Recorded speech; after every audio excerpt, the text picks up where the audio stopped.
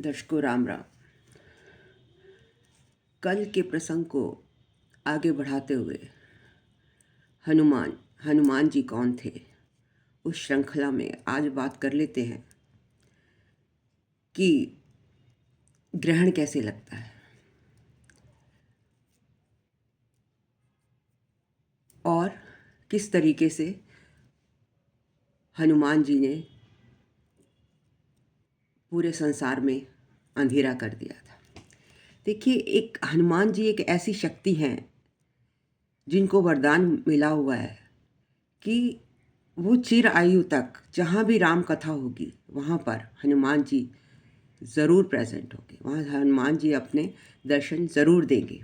अब ये आपकी आस्था है, आप उन्हें उनके दर्शन कर पाएँ ना कर पाएँ, उनको अपने हृदय में बिठा पाए। देखिए, एक बार की बात है कि मारुति नंदन चंचल तो थे ही, उनका बचपन का नाम मारुति था। वो सोकर उठे और उन्हें बहुत तेज भूख लगी। सामने एक पेड़ था, तो पेड़ पर उनको एक लाल फल जैसे नज़र आया। तो असल में वो फल नहीं था। मारुति उसकी तरफ दौड़े और उसको निगल लिया। वो था सूर्य, और सारे संसार में अंधकार छा गया, हाहाकार मच गया। देवता लोग इंद्रदेव के पास पहुँचे। इंद्रदेव ने कहा, और देवताओं ने बहुत प्रार्थना की हनुमान जी से कि आप सूर्य देवता को छोड़ दीजिए, लेकिन वो नहीं माने। राहु देवता भी घबरा गए कि ये क्या हो रहा है। उस दिन अमावस्या का दिन था और राहु से सूर्य को ग्रहण लगने वाला था और सूर्य नज़र नहीं आ रहे थे।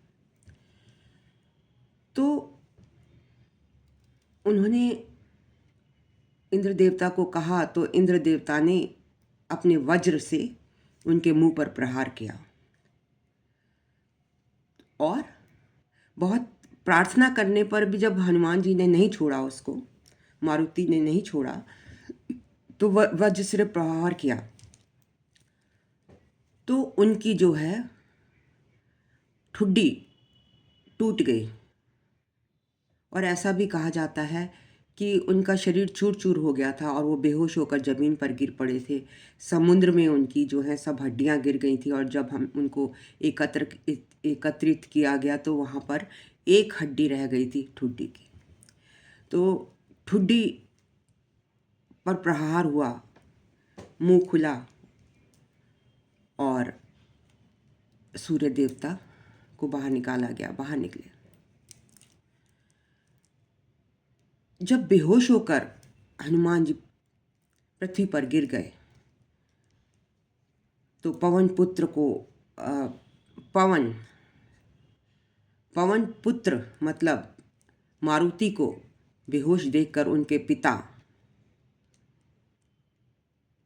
पवन बहुत ही क्रोधित हो गए। उन्होंने सारी संसार की वायु को सोख लिया और तब देवताओं ने उनसे प्रार्थना की कि आप इसको दोबारा से संसार में प्रवाहित कर दीजिए, नहीं तो विश्व का नाश हो जाएगा। और देवताओं ने इस तरह उनको पुनः प्राणदान दिए और बहुत सारी सिद्धियों से भी नवाजा।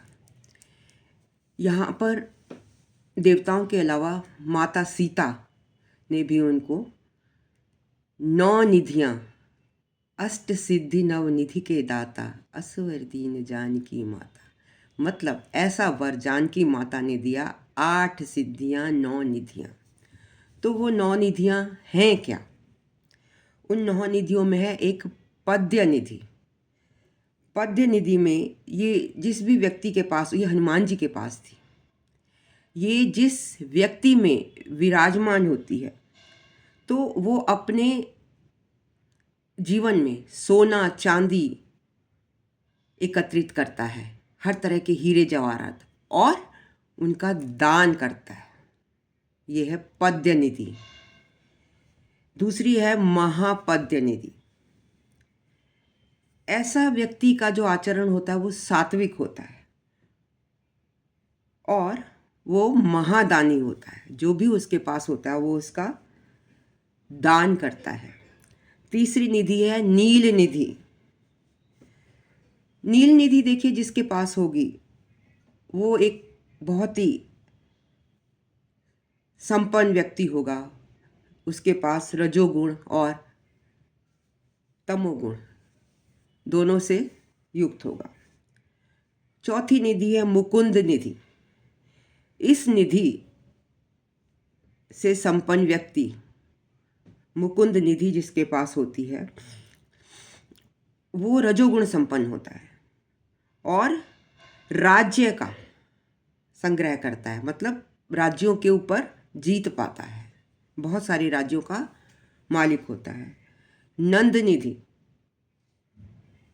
इस निधि से संपन्न व्यक्ति रजस और तमस गुणों वाला होता है। मकर निधि, जिसके पास मकर निधि होती है वो सभी प्रकार के अस्त्रों से, शस्त्रों से सुसज्जित होता है, मतलब उसके पास सभी तरह के शस्त्रों का संग्रह होता है। कश्यप निधि मतलब मगरमच्छ, ये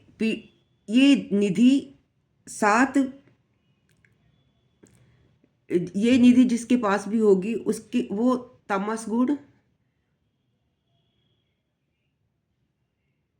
गुणों वाला होगा और उसके पास संपत्ति इतनी ज़्यादा होगी कि वो 7 पीढ़ियों तक उसको यूज़ कर सकता है। अब शंख निधि जो होती है, काउच, ये सिर्फ एक पीढ़ी के लिए ही होती है। वो देखिए 7 पीढ़ी तक चलती है। और शंख निधि जिसके पास होगी वो एक पीढ़ी में उसके पास धन दौलत होगा। खर्व निधि, इस निधि से संपन्न व्यक्ति अपनी 8 निधियों का सम्मिश्रण करता है, मतलब ऐसा व्यक्ति कि जिसके पास ये होगी, सब तरह की उसके पास 8 निधियां भी होंगी अगर खर्व निधि है तो। और ऐसी मान्यता है कि ये वरदान इनको जानकी माँ ने दिया था। 9 निधियों का वरदान माँ जानकी ने दिया था और उनको संभालने की जो क्षमता है सिर्फ हनुमान जी में है। और जो लोग हनुमान जी के उपासक हैं उनको ईश्वर हनुमान जी इन अष्ट सिद्धि नव निधियों से सुसज्जित करते हैं, उनको वरदान के रूप में देते हैं। और अगर कोई व्यक्ति